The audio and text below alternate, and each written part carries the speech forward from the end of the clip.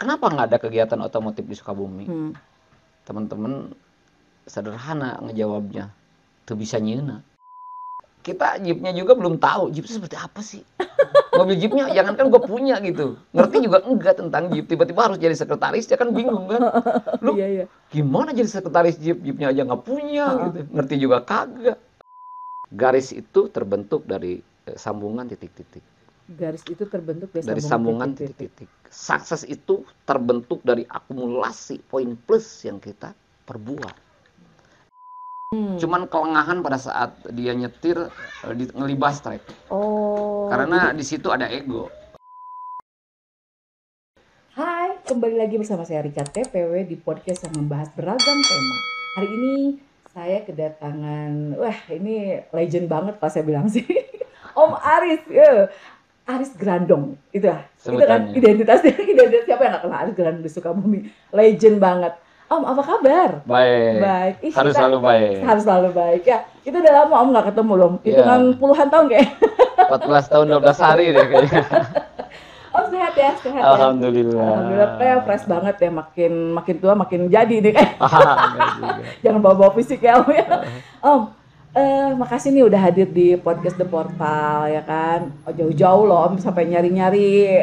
Ini rumah podcast ini lumayan agak terpencil, tapi luar biasa, semua narasumber ini banget ya, niat banget datang ke rumah podcast. Alhamdulillah Om. Nah Om, cerita dong sedikit ya kan, yang saya tahu nih Om banyak banget lah aktivitasnya ya kan, selain di Om juga sebagai pengusaha lah ya, pengusaha billboard ya kan, siapa yang nggak kenal. Semua billboard yang ada di Sukabumi ini beliau nih di balik layarnya. Om, cerita masa lalu Om sedikit aja. Om lahir Sukabumi ya? Lahir Sukabumi. Asli berarti ya? Asli. Asli daerah Sukabumi Asli. ya kan? Terus SMP SMA masih sekolah? Masih Sukabumi. Sukabumi. Nah setelah mungkin setelah SMA baru hijrah ke? Ya karena dulu ada sedikit orang tua ya, kita nginduk ke orang tua. SMA saya pindah setengah ke Bandung. Nah. Lantas Sukabumi lagi, lantas saya coba lanjutin sekolah di Jakarta. Setelah di Jakarta aku dapat bonus beasiswa kan, untuk ngambil S2-nya di Makan Salju lah. Gitu. Ya, S2 bersyukur sama Allah dapat kesempatan pendidikan yang cukup. Iya. Karena berkat orang tua yang baik. Iya. Alhamdulillah saya punya orang tua yang baik. Akhirnya di sela-sela menikmati masa remaja, saya juga dapat sekolah dengan baik. Iya. Sehingga akhirnya mengenyam pendidikan yang cukup baik juga. Iya. Gitu. Itu saja sih. Iya. Gitu. Ya, memang itu tidak semua orang bisa mendapatkan itu ya Om ya. Bersyukurlah berarti di posisi Om waktu itu ya. Om, berarti tahu persis dong Sukabumi dulu, tempo dulu seperti apa? Boleh dong cerita sedikit di kacamata Om dulu Sukabumi seperti apa sih? Ada yang terbersit dari saya bahwa Sukabumi dulu ketinggalan di bidang otomotif. Ketinggalan di bidang otomotif. Ketinggalan di bidang otomotif. Tahun berapa tuh? Tahun 1999. Minus 1 tahun sebelum tahun 2000 ya. Belum pernah di Sukabumi ada kegiatan otomotif yang gebyar, kayak misalnya rally, slalom, drag race, off-road, belum pernah ada. Belum pernah. Itu dari 99 ya? Tahun 99 itu belum pernah ada. Lantas saya nanya ke teman-teman, kenapa nggak ada kegiatan otomotif di Sukabumi? Teman-teman sederhana ngejawabnya, tuh bisa nyeuna. Iya. Ya maksudnya gimana cara memulainya untuk membuat sebuah event otomotif gitu loh. Karena memang wilayah Sukabumi kan wilayah 2. Mereka hanya biasa kalau yang punya keberanian dan yang punya finance cukup dan yang hobi di otomotif, mereka larinya ke Bandung dan ke Jakarta. Sementara di Sukabumi sendiri belum pernah ada kegiatan seperti itu dulu tuh. Nah, saya berpikir dengan teman-teman itu, kita coba Sukabumi ngadain event, walaupun kita tidak punya apa-apa dan tidak memiliki kemampuan konsep untuk membuat sebuah event. Itu kumpulan teman-teman yang suka nge-track. Nah, dulu kan dulu tuh 99 tuh ada ada teman-teman yang suka pakai mobil sedan ceper-ceper gitu. Kayak Civic Wonder dulu ya, jangan dulu. Modalnya pelek gede gitu kan. Aku Itu biasa nongkrong di Dago dulu, malam minggu ngetrek wangbung ganti knalpot, ganti pelek. Eventnya belum pernah ada. Iya, benar. Nah, di tahun 99 lah ya. Coba saya menggusung. Judulnya dulu Rally Wisata dan Slalom. Zaman dulu sekdanya almarhum Pak Musli. Iya. Beliau masih sekda. Karena dulu wali kotanya kalau nggak salah perempuan tuh. Bu Moli. Saya cobalah nyampein. Pak Sekda gimana kalau gini-gini? Hayo pakai Jalan RE Mata Dinata gitu. Air Samsudin. Iya, Samsudin. Sini saja setarnya. Dulu sangat akomodir banget almarhum tuh. Mudah-mudahan Allah menerima amal ibadahnya. Ya, amin. Nah, saya coba gandeng rujuk ke IMI Pengda dan IMI Pengda respon, akhirnya tergelar lah event itu. Tutup jalan Sabtu Minggu, RS Samsudin ditutup. Tamunya dari Bandung. Dari mana-mana, dari ujung sampai ujung. Bundaran Botram itu sampai ke Umi. Bukan sampai ke Umi, sampai sana. Iya, yang Botram. Kebon Jati. Iya kan? Dari Kebon Jati sampai ke restoran Botram. Saya tutup tuh Sabtu Minggu. Heboh. Semua baru itu orang Sukabumi nonton semua apa yang disebut rally, apa yang disebut slalom. Dan wisatanya ya kan, dan juga wisata kafe wisata. Itu dianggap sukses. Walaupun perdana itu dianggap sukses tahun 99. Nah, dari situ ternyata di Sukabumi itu peminat otomotif seperti itu tuh banyak. Dulu udah ada grup yang namanya Gypsy, yang namanya BBS, yang macam-macam grup otomotif lah. Lokal dan luar itu hampir 200 starter dulu. Pertama tutup jalan. Nah, sukses dari situ. Mulai saya dikenal oleh teman-teman. Ini yang nyelenggarain siapa sih? Anak gondrong tuh namanya Aris gitu. Oh, jadi label gondrong itu dari situ ya? Dari situ. Anaknya gondrong tuh. Emang dari dulu gondrong? Dari dulu gondrong. Semenjak sekolah, semenjak kuliah aku udah gondrong. Pada kenal tuh, anak gondrong tuh. Nah, dari situ lah aku diminta oleh klub. Dulu ada klub gede Jeep. Namanya Gypsy, belum Gypsy namanya dulu, apa ya dulu namanya, Persatuan Jeep dulu namanya. Dimintalah oleh pengurus Jeep untuk nyelenggarain acara adventure. Bisa nggak Aris ngadain adventure? Saya bilang insyaallah. Nah, setelah itu coba saya bikin konsep. Ya kalau sekarang disebutnya proposal lah. Gitu. Bikin proposal tentang giat adventure dalam rangka HUT ulang tahun Jeep. Digelarlah Setar Pendopo, finish di Desa Reset Pelabuhan Ratu tahun 2000. Digelar, alhamdulillah sukses pula. Jadi IO-nya lah ya. Setelah sukses, wah musibah. Musibah? Ya, musibahnya saya mau nggak mau harus jadi sekretaris umum Jeep. Kok kirain musibah apa? Itu berarti kepercayaan, bukan musibah. Ya, yang dikatakan musibah gimana jadi sekretaris Jeep gitu. Kita Jeepnya juga belum tahu Jeep seperti apa sih. Mobil Jeepnya jangan kan gue punya gitu, ngerti juga enggak tentang Jeep, tiba-tiba harus jadi sekretaris, ya kan bingung kan. Loh, gimana jadi sekretaris Jeepnya aja nggak punya gitu, ngerti juga kagak. Akhirnya udah masuk lah. Aku berpikir sederhana bahwa aku masuk habitat itu akan jauh lebih banyak ilmu daripada senior. Itu tahun berapa? Tahun 2000. Tahun 2000 setelah sukses acara itu ya? Nah, setelah sukses acara itu, aku dipaksa untuk megang organisasi itu, sekretarisnya.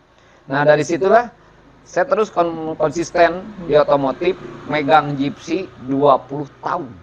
Gypsy jadi sekretaris. Menghabiskan 6 ketua umum meninggal. Dan Om setelah semua itu sekjen? Dan siapapun ketuanya, sekjennya saya. Jadi apapun makanannya, minumannya betul. Aku sekjen nampaknya ini sejarah ini. Kalau masukin jurus book itu, aku masuk gitu 20 tahun jadi sekjen, ngejek aja.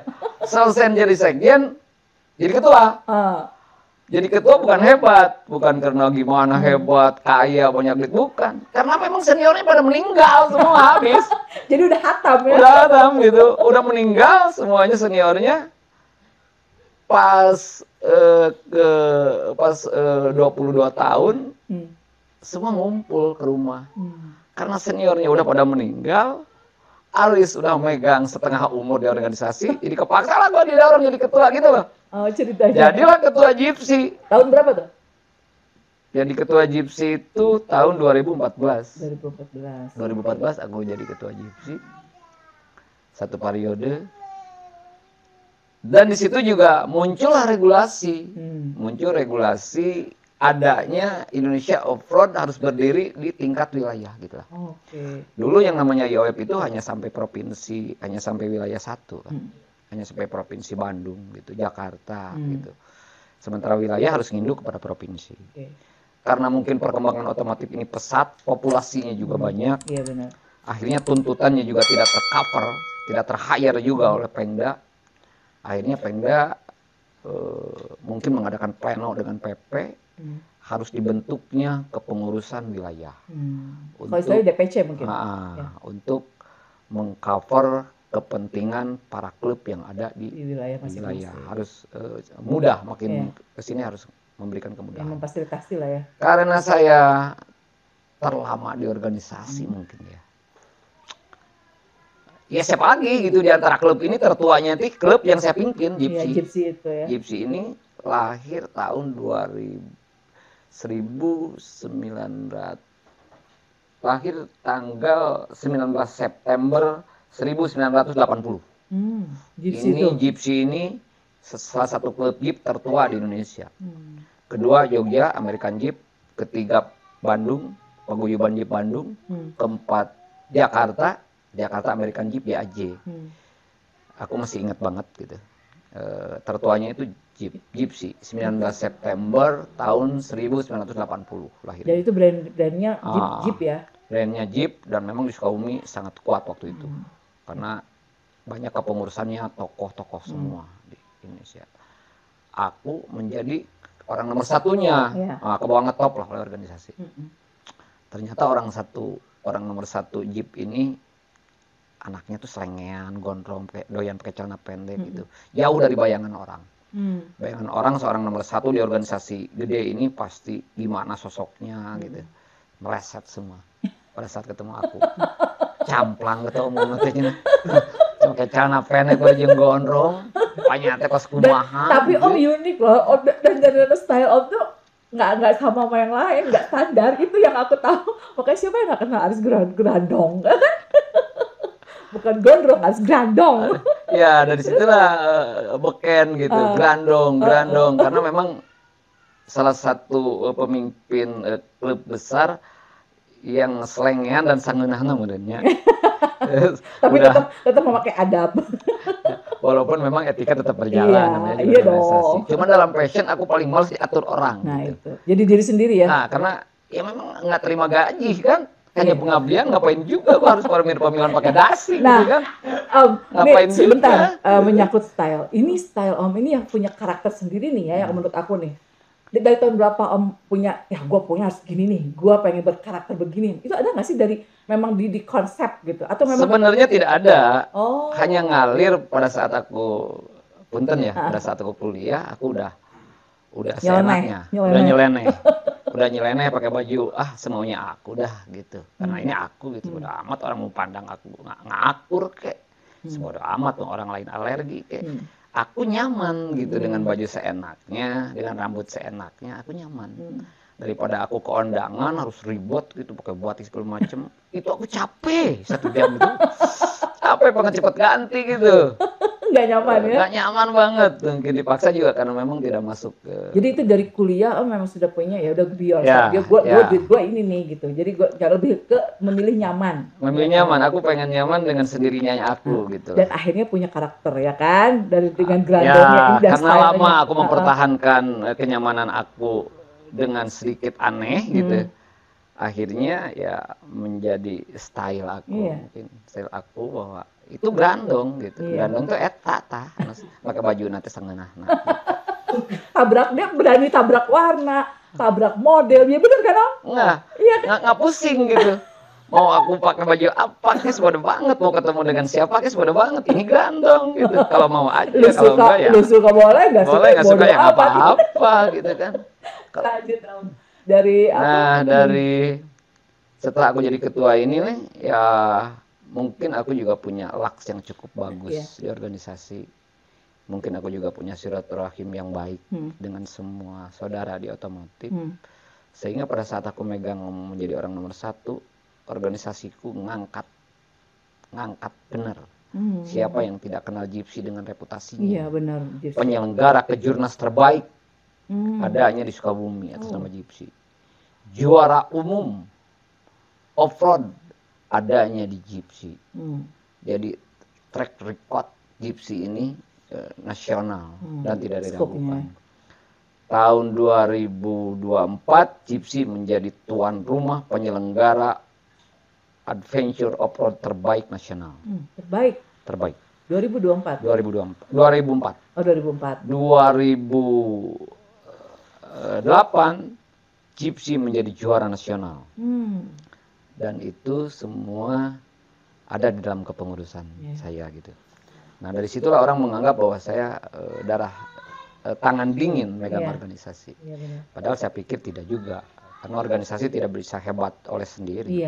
Kebersamaan. Cuman waktu itu mungkin karena silaturahim saya bagus, sehingga kepengurusannya itu benar-benar solid. Dan kesolidan itulah melahirkan sebuah prestasi. Pencapaian ya. Nah, jadi apapun prestasi itu tetap harus berangkat kalau kelompok itu dari teamwork yang solid. Teamwork yang solid, teamwork yang tidak mengenal lelah.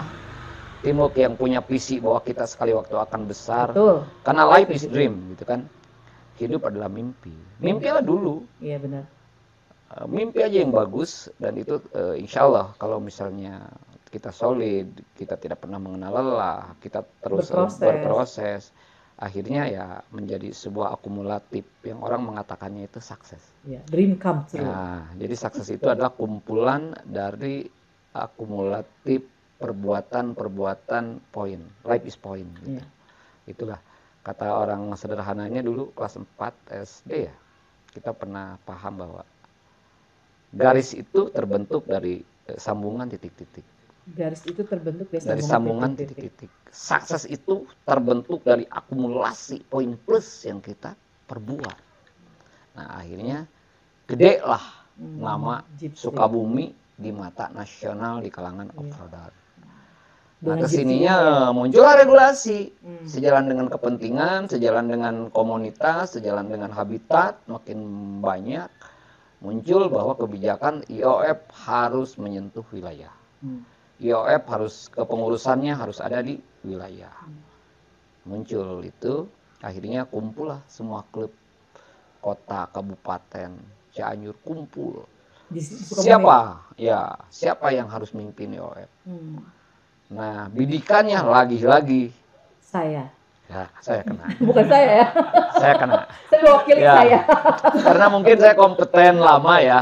Kompeten lama jadi bukan berarti bahwa saya orang terhebat di otomotif, bukan.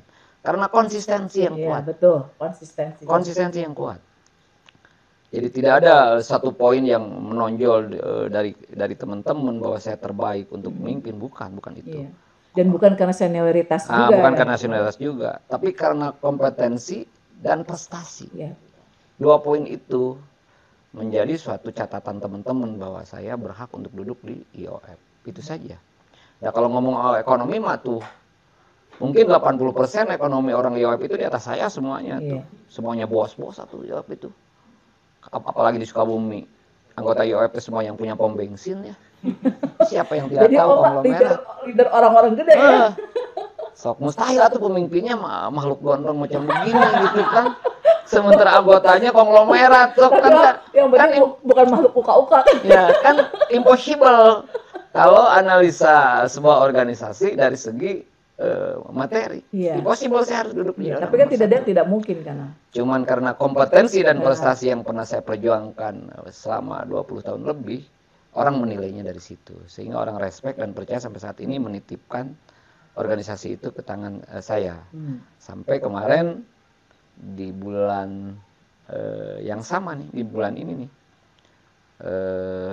Bulan Oktober saya dilantik dengan rangkaian kegiatan Geopark Overland Adventure. Itu kegiatannya. Jadi dalam rangka pelantikan itu digelar sebuah event besar, judulnya cukup keren, Geopark Overland Adventure. Dan itu diikuti oleh 140 starter se-Indonesia. Se-Indonesia? Ini starter terbanyak setelah COVID. Jadi setelah COVID kan pakem nih. Iya.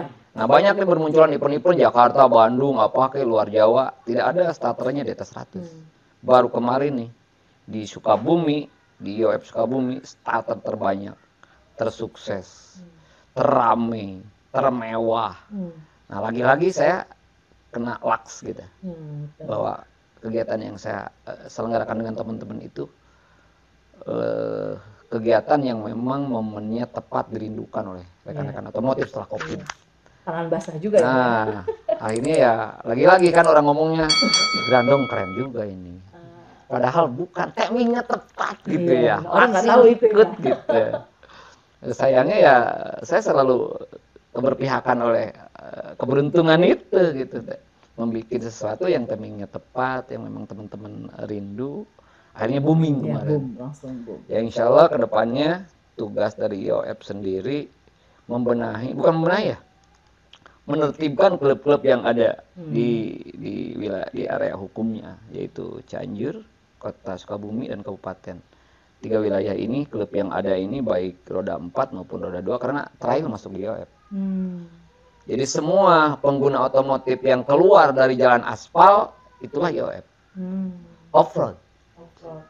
Kalau on road, IMI, Ikatan Motor Mobil Indonesia. Ini membawahi on road. Kayak rally juga kalau jalan raya lah. IMI, kayak drag race, IMI. Gitu. Pokoknya yang kegiatannya menyangkut jalan aspal itu IMI. Tapi kalau keluar saja dari jalan aspal nginjak tanah, off road itu IOF. Jadi mau roda 2, mau roda 4. Kalau eventnya keluar dari aspal, ya kita lah yang memiliki regulasi gitu. Jadi IOF memberikan regulasi yang benar, memberikan rekomendasi yang benar, memberikan bimbingan kegiatan yang benar, itu tugas IOF. IOF tadi IOF itu tadi berdiri tahun? Kalau IOF-nya sendiri udah berdiri di tahun 80 mungkin di pusat ya. Di pusatnya mungkin udah berdiri di tahun 80-an. Untuk Sukabumi sendiri? Tapi untuk Sukabumi sendiri itu lahir di tahun 2000-an. 2000. Tahun 2000-an. Itu waktu itu siapa ketuanya? Waktu pertama adanya IOF di wilayah, ketuanya dulu almarhum Iwan Bosta, ketua umum Gipsi. Di mana saya jadi sekjennya. Jadi saya paham banget tuh IOF pertama lahir tuh. Berarti Om tahu dong visi misi dari IOF sendiri seperti apa? IOF? Ya, Indonesia Off-Road Federation ini ada sebuah lembaga regulasi ya, regulator, di mana misi dan visinya itu menertibkan keanggotaan klub, menertibkan administrasi klub, menertibkan legalitas klub, serta menertibkan kiprah daripada klub-klub yang ada. Itu ya. Nah, ada berapa klub di Sukabumi ya? Kita bicara Sukabumi nih, konteks Sukabumi yang di bawah IOF Sukabumi nih. Ada berapa klub yang sudah? Ya tidak kurang dari 25 klub. 25 klub itu yang off-road itu ya? Ya, yang off-road itu. Nah, program-program apa aja yang sudah dijalankan oleh IOF untuk Sukabumi selain event? Selain event mungkin kita pengawasan ya. Setiap ada kegiatan klub itu yang memang lapor ke kita, pasti kita akan nurunkan delegate. Dalam pengertian delegate itu kayak struktur gitu. Bagaimana sih cara off-road yang safety? Harus ada safety belt, harus ada roll bar, harus ada P3K, harus menghindari hal-hal yang sifatnya ekstrim. Boleh ekstrim tapi nyaman. Boleh ekstrim tapi aman gitu. Itu ada keilmuannya, itu adanya di regulasi dan itu IOF yang awasin. Nah, pernah nggak ada semacam sosialisasi kepada klub-klub yang ada di Sukabumi nih IOF yang tadi sampaikan itu kan untuk dari otomotifnya, dari safety dan segala macam, ada nggak sih? Pernah nggak sih mendatangi klub-klub yang ada di Sukabumi untuk sekedar bersosialisasi selain dari bersilaturahmi? Bukan datang lagi, kita undang di setiap event. Jadi semua klub yang ada di Sukabumi sering mengikuti event yang memang regulasinya IOF. Sehingga pada saat saya nyampein baik itu di pidato atau nyampein pada saat briefing, dengan sendirinya mereka mendengar dan memahami itu. Sehingga orang-orang otomotif yang cukup lama di atas 5 tahun pasti 80% apa itu regulasi Indonesia Off-Road Federation itu pasti mereka udah nge-save gitu. Iya, poinnya adalah intensitas dari IOF kepada klub-klub itu tetap terjalin konsistennya. Dan kita juga mendatangkan dari pusat per 1 tahun ini 2 kali untuk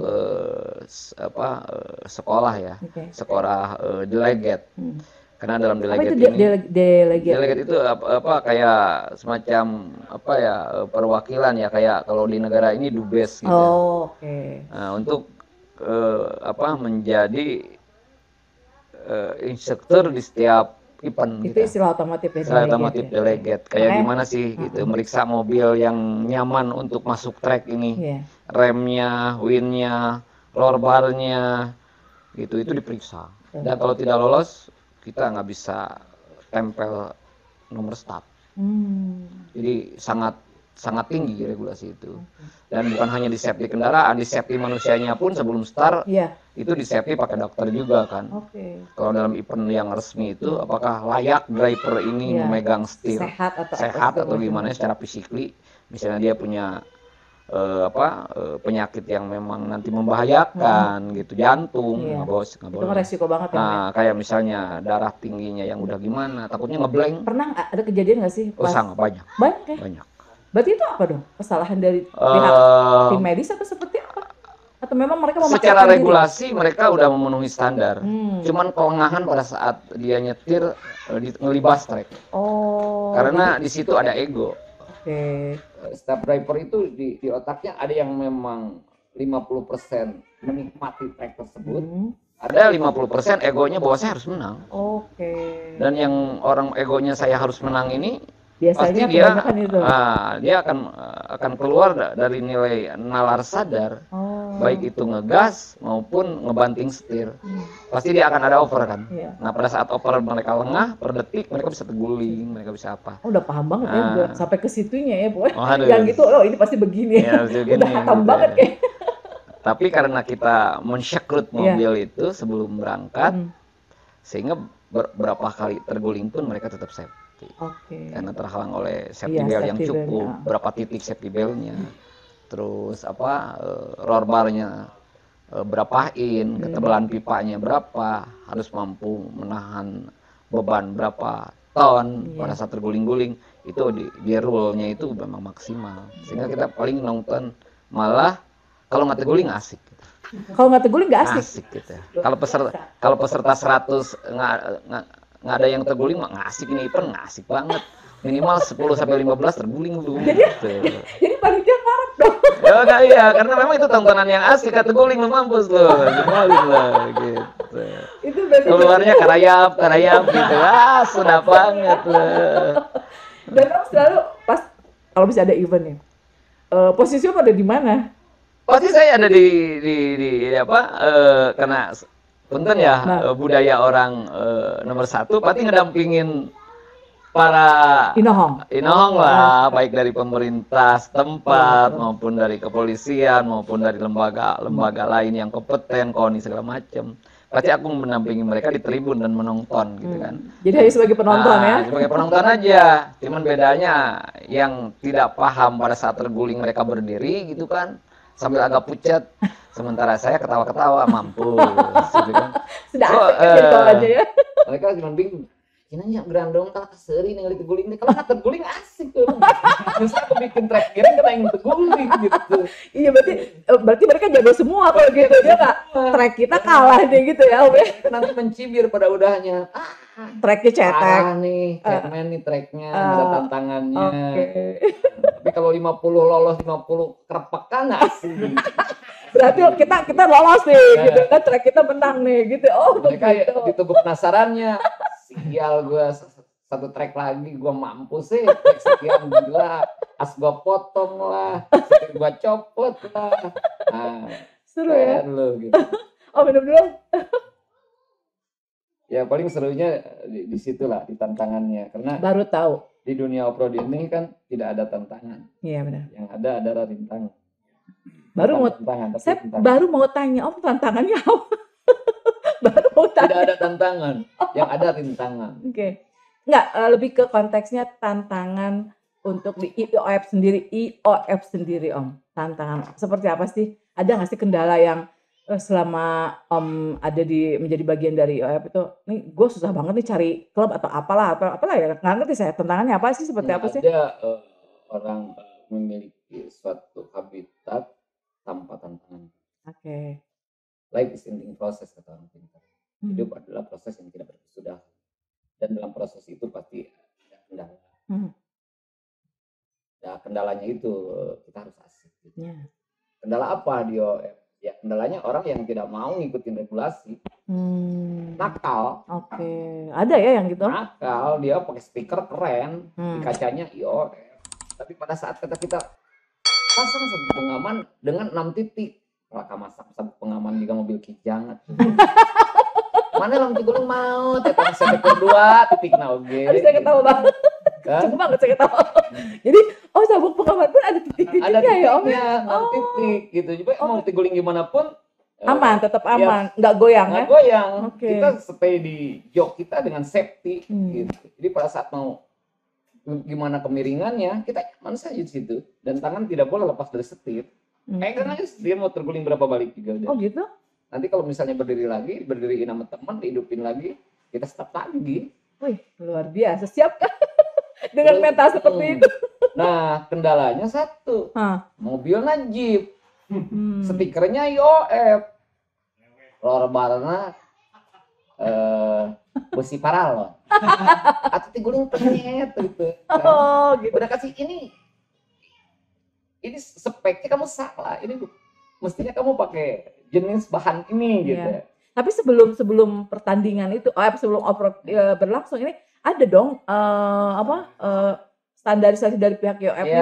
Kalau pengecekan. Itu scrutineering disebutnya. Scrutineering itu pengecekan. Pengecekan itu bahasa dalam organisasi itu scrutineering. Jika tidak lolos scrutineering, ya sorry, tidak bisa start. Kalau dalam kompetisi kan kita ketat. Tetapi yang bahaya ini kalau di luar kompetisi, yang pemula, sok gaul, beli Jeep, ini ada serangan stiker non keren IOF. Waduh, nyetir pakai sarung tangan, safety belt pas kijang gitu. Iya bahaya sekali kalau bang tiguling siap mau nyalahkan IOF. Iya betul. Nah itu udah ada stiker IOF-nya ya. Kan ada stiker IOF. Di bawah-bawah lembaga kita, sementara kita tidak tahu bahwa safety-nya IOF seperti apa. Malah sampai kalau dalam regulasi event, IOF itu berkewajiban memberikan siapapun panitianya dihimbau oleh IOF untuk menyiapkan sampah yang dibikin dari karung. Untuk apa? Nggak boleh kita selama adventure ngebuang puntung, ngebuang cangkang rokok. Karena IOF ini adalah penggawa lingkungan. Dari sisi itunya ya. IOF itu tagline-nya tuh Indonesia Off-Road Federation adalah penggawa lingkungan. Penggawa lingkungan. Jadi dia harus menyayangi. Iya. Dalam regulasi sebuah event sampai rokok pun ditanya. Rokok apa? Aku misalnya, sorry ya, baru bicara rokok. Gua ngerokok sesuatu yang satu bungkusnya 16 batang. Start etape 1, start pertama sampai etape 1 diperiksa. Rokoknya tinggal berapa batang? Tinggal 8 batang. Mana puntung yang 8 puntung? Di itu. Kalau sampai kedua puntung tidak, apakah ini akan di penalti oleh nilai atau you bayar? Sampai segitunya? Atau diskualifikasi. Berarti yang 2 kamu buang sembarangan. Gimana kalau kemarau? Gimana kalau angin datang kamu buang dan menjadi kebakaran? Oke, sampai segitunya ya. Lebih detail banget ya. Terus kalau misalnya ini naik nih kemiringan tanah 45 derajat. Lu hanya boleh ngegas 2 kali. Berhenti. Berhenti. Win. Keluarin itu. Win. Nggak boleh. Harus kegerungan di tanah sampai humusnya tuh hancur. Gitu ya. Itu detail. Karena kita penggawa lingkungan. Boleh cerita sedikit nih pengalaman pribadi saya. Saya pernah di Lido tempatnya. Waktu itu saya sebut aja LG Class Mercy. Saya diundang, saya cobalah off-road tuh Om.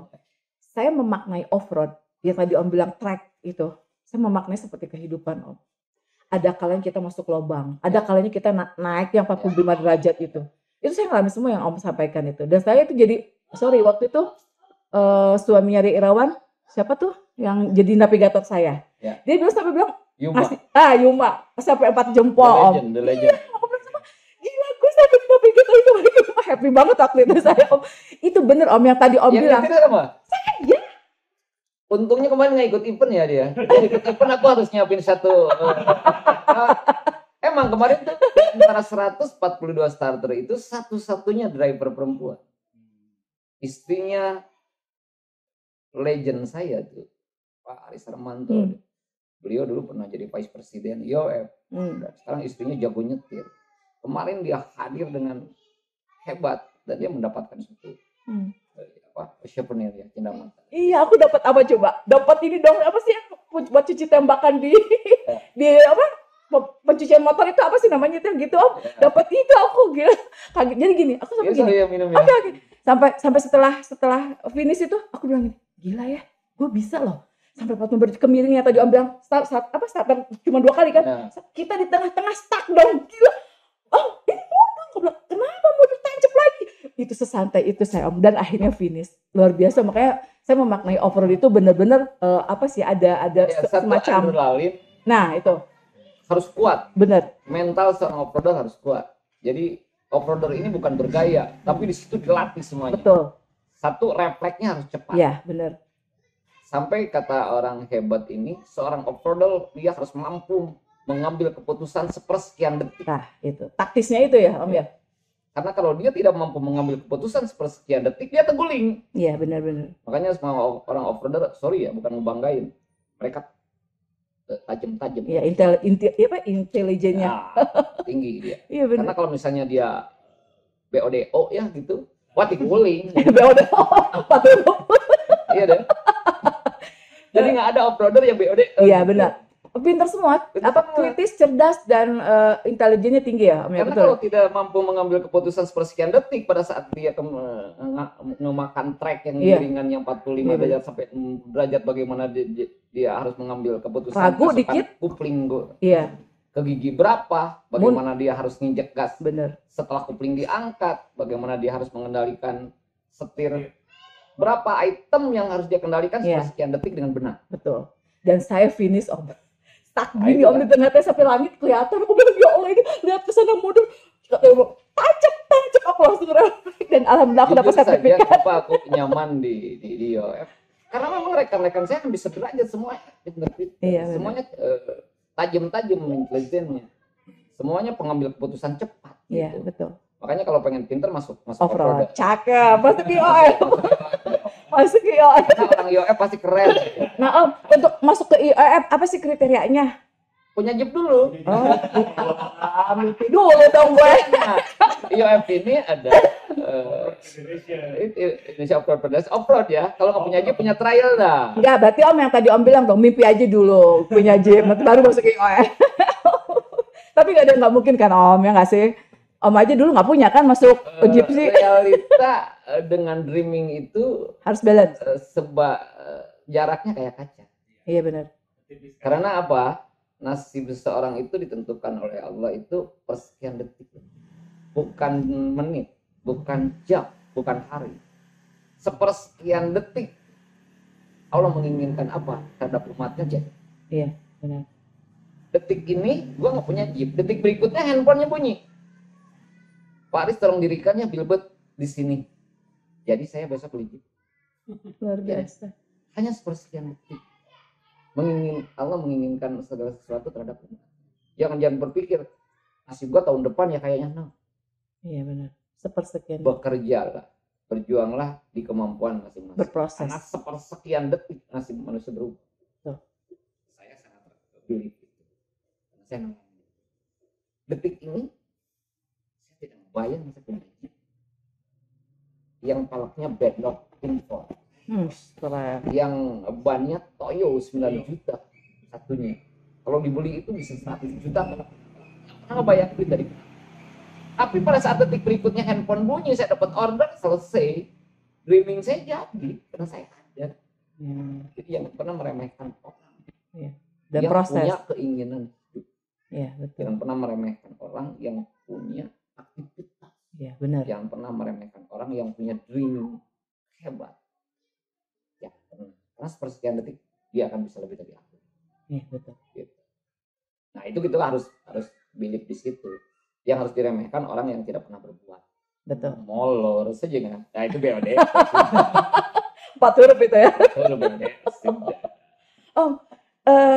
Luar biasa ya obrolan kita ini istilahnya gini, memaknai mungkin karena sudah puluhan tahun mengikuti off-road, mengikuti turnamen apapun lah istilahnya itu ya di IOF ini, berarti Om udah memaknai hidup Om tuh benar-benar udah dalam banget ya, karena dari bahasa tadi yang kita obrolin aja Om selalu menyisipkan kata-kata yang buat kami ini motivasi loh.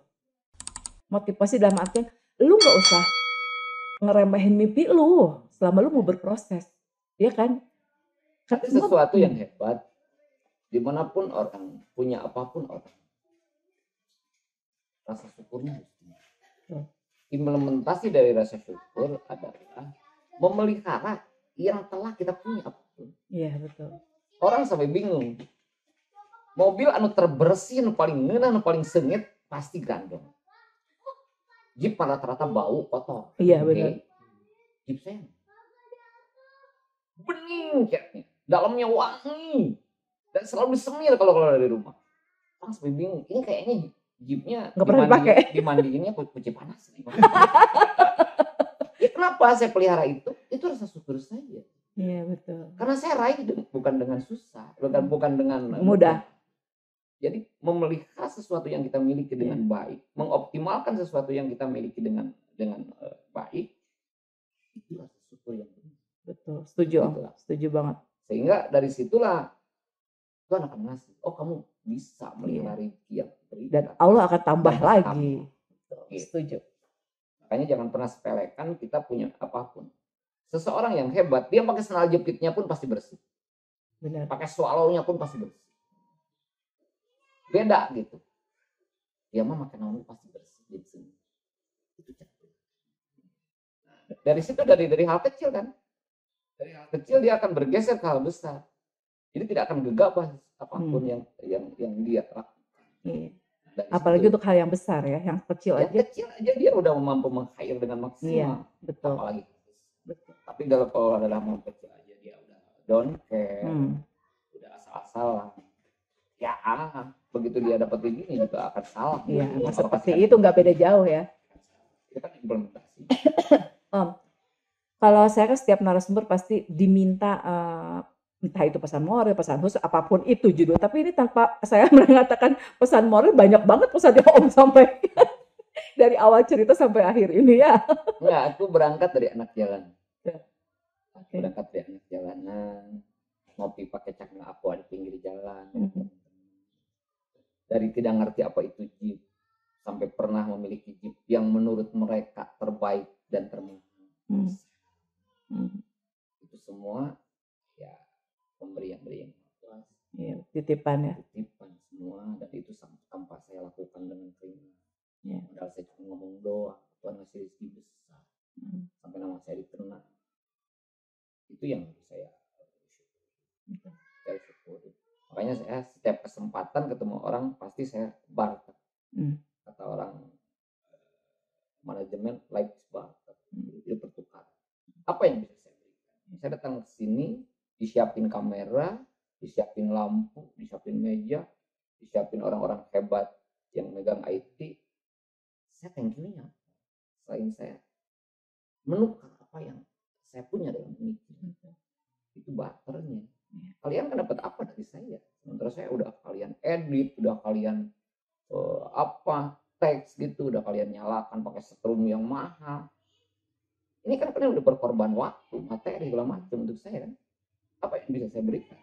Nothing. Saya nggak bawa apa-apa ke sini. Rokok pun saya sendiri nggak dikasih nih. Mungkin sesuatu yang saya sampaikan ini dari 1000 kata ini ada satu kata yang kalian save. Ya, itu saja. Ya. Saya selalu memiliki pemikiran bahwa dimanapun pun selagi bisa bertukar kebaikan bertukar manfaat, bertukar poin, berangkat. Gitu. Yeah. Sharing and caring. Ya. Tukarkan apa yang kamu punya. Itu prinsip saya. Dan saya nggak pernah pelit. Juga. Karena orang yang menghibahkan ilmunya besok akan ditambah. Jadi jangan pernah takut bahwa orang lain akan jadi pintar melebihi kita. No. Yeah. Jadi penonton The Portal ini don't just the book by its cover. Jadi tampilannya kayak gini tapi motivator banget, luar biasa.